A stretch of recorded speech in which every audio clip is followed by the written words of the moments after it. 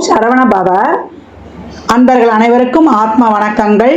இந்த பதிவு தமிழ் புத்தாண்டு பலன்கள் விசுவாவசு வருடத்தினுடைய பலன்களை 12 ராசிக்கு காணவிருக்கிறோம். தமிழ் மாதங்கள் மொத்தம் 60. அந்த வரிசையில் 39வது வருடமாக இந்த விசுவாவசு வருடம் வருது.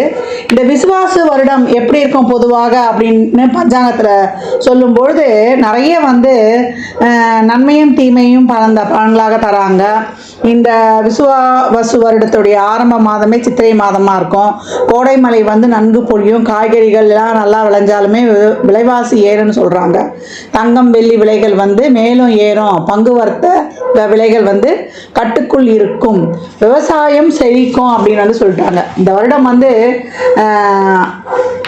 விரயம் கம்மியாக இருக்குது. அதனால் எல்லாருக்கிட்டேயும் சேமிப்புகள் அதிகமாகும். இவ்வருடத்தில்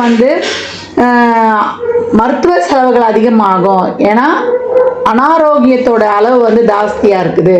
ஆரோக்கியத்தை கொஞ்சம் கம்மியாக இருக்கிறதுனால எப்போவுமே சனிலாம் மீனத்துக்கு வரும்பொழுது உடல் ஆரோக்கியத்தில் டைஜஷன் பிரச்சனை, முழங்கால் மூட்டு வலி, ஏற்கனவே சொன்ன மாதிரி செரிமான கோளாறு, இதெல்லாம் ரொம்ப கவனமாக இருக்கணும். உணவில் நிறைய நல்லெண்ணெய் எடுத்துக்கொள்வது, உடலில் எதிர்ப்பு சக்தியை கூட்டிக் கொள்வது, கழிவு முதல்ல வெளியே போகுதா அப்படின்றத ஃபஸ்ட்டு பார்த்துடணும். அதே போல் கொள்ளு, நான் சொன்ன மாதிரி நல்லா சமையலில் சேர்த்துக்குவது, இயற்கை காய்கறி உணவுகளை அதிகம் சாப்பிடுவது, புரோட்டீன் நார்ச்சத்து உள்ள உணவுகளை எடுத்துக்கொள்வது, இதெல்லாம் ரொம்ப சிறப்பாக இருக்கும் அப்படின்னு சொல்லலாம். தண்ணி நிறைய குடிக்கணும். ஒரு நாளைக்கு 3 லிட்டர் தண்ணி குடிக்கிறது ரொம்ப சிறப்பாக இருக்கும். இதெல்லாம் பொதுவான விஷயங்கள். இந்த வருடப்பிறப்பின் ஆரம்பத்தில் என்ன மாதிரியான கிரகங்கள் இருக்குதுன்னு அப்படின்னு நம்ம பார்க்க இருக்கிறோம். நமக்கு மேஷத்தில் சூரிய பகவான், ரிஷபத்தில் குரு பகவான், கடகத்தில் செவ்வாய் பகவானும், கன்னியில் கேது பகவானும், புதன் சனி சுக்கிரன் ராகு இவங்கெல்லாம் மீனத்தில் உதயமாகறாங்க. இந்த கோள்களின் கோச்சார நகர்வு எப்படிப்பட்ட பலன்களை தரவிருக்குது அப்படின்றத நம்ம அந்த பதிவில் காணவிருக்கிறோம். தனித்தனி பதிவுகளாக தரவிருக்கிறோம். அன்பர்கள் இது சொல்லியிருக்கின்ற எளிமையான வழிபாட்டு முறைகளையும் வாழ்வியல் பரிகாரங்களையும் பின்பற்றி இந்த ஒரு வருடத்தை மிக சிறப்பாக கடந்து வந்துடலாம். இந்த ராசி லக்னத்திற்கான இந்த புத்தாண்டு விசுவாவசு வருடத்துடைய பலன்கள் எப்படி இருக்குதுன்னு பார்க்கும்பொழுது ரொம்ப அருமையான ஆண்டு மிதுன ராசிக்கு அப்படின்னு சொல்லலாம். நிறைய தொழிலிருந்து, உறவுகள்ல இருந்து, பணம் கொடுக்கல் வாங்குறதுல இருந்து எதுவுமே இன்னும் சரியா அமையலையே, நமக்கான ஒரு வாழ்க்கை அமையல, ஒரு தொழிலும் அமையல, நம்ம மனசில் நினச்ச ஒரு சில விஷயங்கள், ஒரு நல்ல ஒரு சாப்பாடு சாப்பிடணும்னா கூட முடிய மாட்டுது.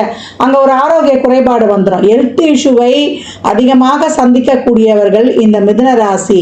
ஏன்னா 6, 8 ரெண்டுமே ரொம்ப ஸ்ட்ராங்காக சம்மந்தப்பட்டுடும்.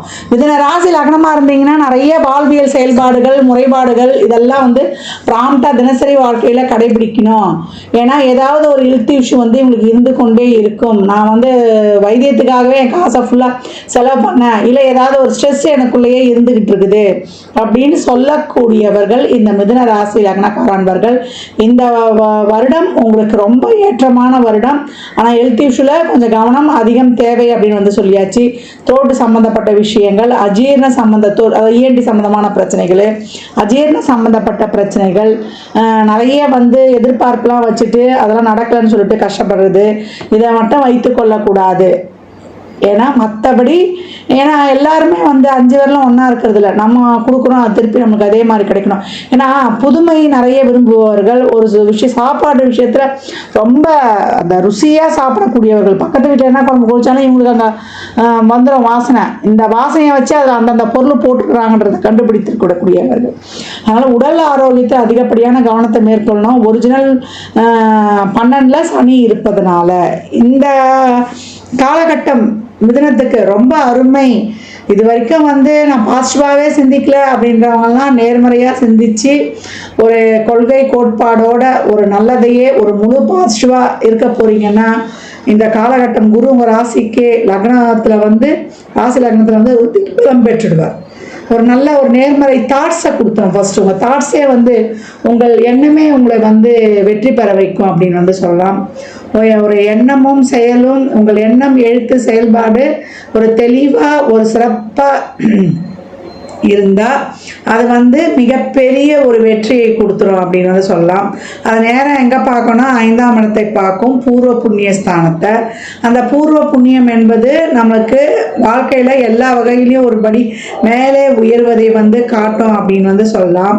7ஆம் இடம் வந்து சமுதாயத்தில் உங்களுக்கு ஒரு பேர் புகழ் அங்கீகாரம், திருமண வாழ்க்கையில் உள்ள பிரச்சனைகள் நீங்குவது, திருமணமே ஆகலைன்னா நமக்கு இந்த காலகட்டம் நடைபெறுவது, பார்ட்னர்ஷிப்பில் இருந்த பிரச்சனைகள் நீங்குவது, ஒரு புதுசாக பார்ட்னர்ஷிப் ரிலேஷன்ஷிப் இதெல்லாம் வந்து ரொம்ப புதுசாக அமைவது, ஒரு சிலருக்குலாம் ஏற்கனவே கல்யாணம் ஆகி அதில் பிரச்சனை ஆகியிருந்தது, அதுக்கெல்லாம் ஒரு தீர்வு கிடைச்சி ஒரு 2வது மனம் வந்து நடைபெறுவது, பாக்கியம் நிச்சயம் உண்டு, தாய் தந்தை என்ற பாக்கியமும் உண்டு, இல்லை எனக்கு ஒரு வண்டி வீடு வாகன யோகமும் உண்டு, சமுதாயத்தில் ஒரு நல்ல மதிப்பு பேர் புகழ் அங்கீகாரம் கிடைச்சிரும், ஒரு நல்ல ஒரு ட்ரீட்மெண்ட்டு போய் அந்த ட்ரீட்மெண்ட் வந்து உங்களுக்கு நல்ல ஒரு சுகத்தை கொடுப்பது, சாப்பிட்ற மருந்து இந்த காலகட்டம் வந்து உடம்பு ஏற்றுக்கொள்ளுவான்.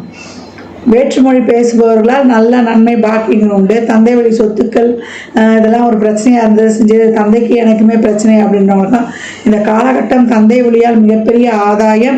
யாருடையான ஒரு உதவினா எதிர்பார்த்து கொண்டு காத்திருக்கிறோம்னா கண்டிப்பாக அவர்கள் மூலியமாக அந்த உதவி வந்து நிச்சயம் உங்களுக்கு கிடைக்கப்பெறும் அப்படின்னு வந்து சொல்லலாம். மிதுனம் இந்த காலகட்டம் உங்களுக்கு மிக சிறப்பான பாக்கியங்களை வாழ்வில் வந்து ஒரு படி மேலே போகக்கூடிய அதி அற்புதமான ஒரு சிறப்பான நேரத்தை வந்து காண போறீங்க. தொழில், திருமணம், வேலை வாய்ப்பு, உத்தியோகம், அதே போல் உங்களுடைய ஹெல்த்து, வெல்த்து, ஃபேமிலி வைஸு எல்லாமே ரொம்ப சிறப்பாக இருக்கும். மனநிறைவு, மன மகிழ்வாக இருக்கும். இந்த காலகட்டம் இதெல்லாம் கூடுதலாக பெற்றுக்கொள்வதற்கு நிறைய சேரிட்டி சேவை மனப்பான்மையுடைய உடன் ஆத்மார்த்தமாக ஈடுபட்டு செய்யும்பொழுது, வாயிலா ஜீவன்களுக்கு செய்யும்போது மிக பெரிய ஏற்றங்களையும் மாற்றங்களையும் பூமாக உங்கள் வாழ்க்கையில் காணலாம். எல்லா துறையினருக்குமே ஒரு மீடியா துறை, அழகுத்துறை, அதிர்ஷ்டம் நம்பி செய்யக்கூடிய தொழிலில் இருக்கிறவங்களுக்குலாம் மிகப்பெரிய முன்னேற்றங்களை நிச்சயம் காண்பார். நான் ஏற்கனவே சொன்ன வண்டி வீடு வாகன யோகத்திலிருந்து ஒரு நல்ல ஒரு சாப்பாடு கூட இப்போ சாப்பிட முடியும். அந்த மாதிரி வந்து ஒரு அருமையான ஒரு சூழல்ல இந்த காலகட்டம் உங்களுக்கு கிடைக்கும். மிதுனம் மிளிரும் அப்படின்னு வந்து சொல்லலாம். ஒரு முத்தாய்ப்பான ஒரு சக்ஸஸ்ஃபுல் சர்வைவலில் வந்து நீங்கள் வந்து லீட் பண்ணக்கூடிய ஒரு அருமையான ஒரு நேரம் அப்படின்னு வந்து வாழ்க்கையை வந்து வாழ்கிறதே ஒரு நம்மளுடைய வாழ்க்கையே ஒரு வெற்றிக்கான அடையாளமாக இருக்கும். அந்த மாதிரி சனீஸ்வர பகவான் வந்து ரொம்ப சிறப்பாக கொண்டு போயிடுவார். ஏன்னா 8, 9 இந்த காலகட்டம் 10 இருக்கும்போது உழைப்பு அதிகமாக தேவைப்படும். உங்களுடைய கம்ஃபர்ட் ஜோனை உடைச்சி எல்லாத்துலேயுமே வந்து ஒரு கம்ஃபர்ட் ஜோனை எதிர்பார்க்கக்கூடாது. தரையில் இறங்கி சமுதாயத்தில் இறங்கி நீங்கள் வந்து மற்றவங்களுக்கு உதவுற மாதிரி இறங்கி வேலை செய்யும்போது இந்த டெக்னிக்கல் வைஸாக செய்யாமல் அடுத்தவங்களுக்கு உதவி பண்ணுற மாதிரி உங்களுடைய நோக்கம், உங்கள் கான்டெக்ட் சிறப்பாக இருக்கும்போது, உங்கள் கண்டென்ட் வந்து ஒவ்வொரு நாளும் புதுமையாக இருக்கும்பொழுது உங்கள் வாழ்வில் வந்து மிகப்பெரிய ஏற்றங்களையும் மாற்றங்களையும் நீங்கள் சந்திக்க பெறுவீர்கள். இந்த பலன்கள்லாம் கோவிலின் கோச்சார் நகர் வைத்து சொல்லப்பட்டிருக்கு. உங்கள் சுய ஜாதகத்தில் இப்போ என்ன தசாபுதி நடக்குது, அது எதற்காக உங்களுக்கு ஊக்கப்படுத்துது, திருமணம், குழந்தை பாக்கியத்திற்கா இல்லை பொருளாதார முன்னேற்றத்திற்கா என்பதெல்லாம் உங்கள் சுய ஜாதகத்தை ஆய்வு செய்வதன் மூலம் மட்டுமே நாம் தெள்ள தெளிவாக அறிந்து கொள்ள முடியும். மிதுன ராசி லக்னக்கார அன்பர்களுக்கு என் மனமார்ந்த வாழ்த்துக்களை தெரிவித்துக் கொள்வேன். இந்த காலகட்டம் நீங்கள் வழிபட வேண்டிய தெய்வம் என்னன்னு கேட்டிங்கன்னா, நீங்கள் முருகன் வழிபாடு, பழனியில் இருக்கக்கூடிய திரு ஆவணன்குடி முருகப்பெருமானை வழிபட்டு அதுக்கப்புறம் பழனி மலைமையில் இருக்கும் முருகனை வழிபடும் பொழுது வியாழந்தோறும் மிகப்பெரிய ஏற்றங்களையும் மாற்றங்களை காணுவீர்கள். மயில் மீது அமர்ந்திருக்கும் முருகனையும் வழிபடலாம். தம்பதி சமேதராக இருக்கிற முருகனை, இன்னும் பச்சை கலரில் திருச்செந்தூர் முருகன் இருப்பார், அவரை வழிபடுவதும் உங்களுக்கு ரொம்ப ஒரு ஒரு மன நிறைவு, மன மகிழ்வை தாராளமாக தந்துடும். இந்த ராசி லக்னக்கார அன்பர்களுக்கு என் மனமார்ந்த வாழ்த்துக்களை தெரிவித்துக் கொள்கிற. நிறைய வேல்மாறல், கந்த சஷ்டி கவசம், கந்த குரு கவசம், என்ன மந்திரம் தெரியுதோ உங்களுக்கு பிடிச்ச மந்திரத்தை ஃபோனை எடுத்த உடனே ஓம் முருகா, ஓம் நம சிவாய, சிவாய நம அப்படின்னு சொல்லிக்கொண்டே உச்சரித்து கொண்டே வரும்போது என்ன பண்ணுறது, உங்களுக்கு தெரியாது. உங்கள் லைஃப்பில் வந்து ஒவ்வொரு கட்டமும் ஒவ்வொரு சூழலிலும் உங்களை இறைவன் கைத்தலம் பற்றி உங்களை வந்து மிக சிறப்பாக கூட்டிகிட்டு போயிடுவார். ஒரு இருட்டில் போகிறோம், கண்ணோக்கம் தெரியல அப்படின்னும்போது நம்மளை யாராவது ஒருத்தர் கை பிடிச்சிட்டு போனால் எப்படி இருக்கும், அந்த மாதிரி இறைவன் உங்கள் அருகே அப்படின்னு வந்து சொல்லிடலாம்.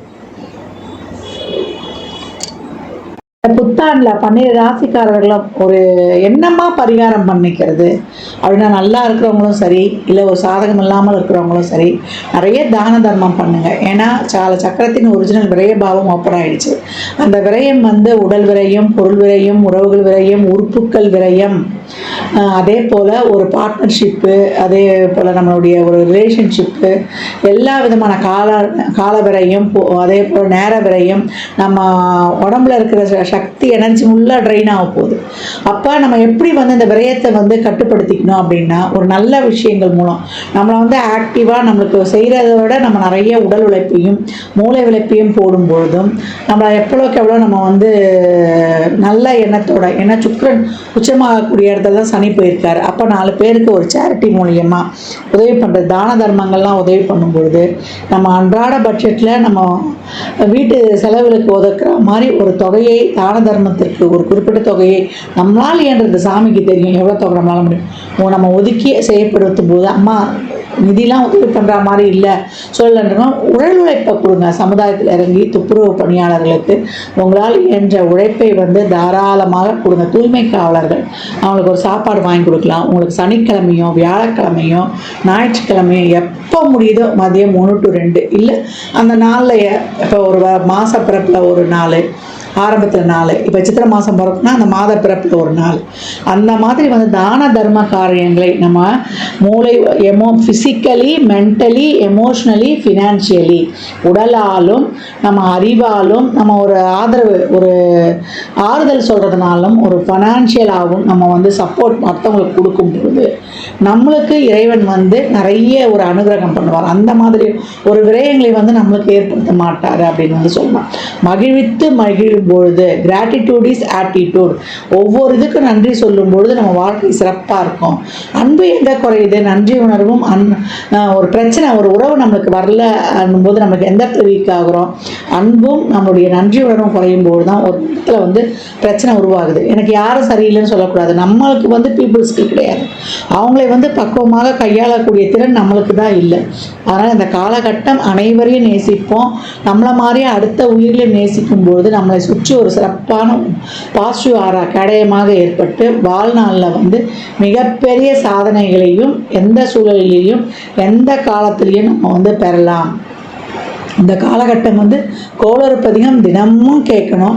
நவகிரகங்களை நண்பனாக்கி கொள்ள கந்தர் அலங்காரத்தில் இருக்கக்கூடிய 38வது பாடல், நாளென் செய்யும் வினைதான் செய்யும் என்னை நாடி வந்த கோலென் செய்யும் கொடுங்கூற்றில் செய்யும் குமரேஸ்வரர் தாளும் சிலம்பும் சதங்கையும் தண்டையும் சண்முகம் தோளும் கடமும் எனக்கு முன்னே வந்து தோன்றினே என்று சொல்லக்கூடிய கந்தர் அலங்காரத்தில் வரக்கூடிய 38வது பாடலை தொடர்ந்து வந்து பாடு வரும்போது இந்த கிரக பயிற்சியும் எந்த கிரக பயிற்சி நடந்தாலும் 3 கிரக பயிற்சி இந்த வருடம் இருக்குது. என்ன அது? சனி பயிற்சி, குரு பயிற்சி, ராகு கேது பயிற்சி. இந்த பயிற்சிகள் எல்லாம் திறம்பட கலந்து நம்மளுடைய வாழ்வை ரொம்ப ஒரு வளமான வாழ்வாக மாற்றிக்கொள்ளலாம்.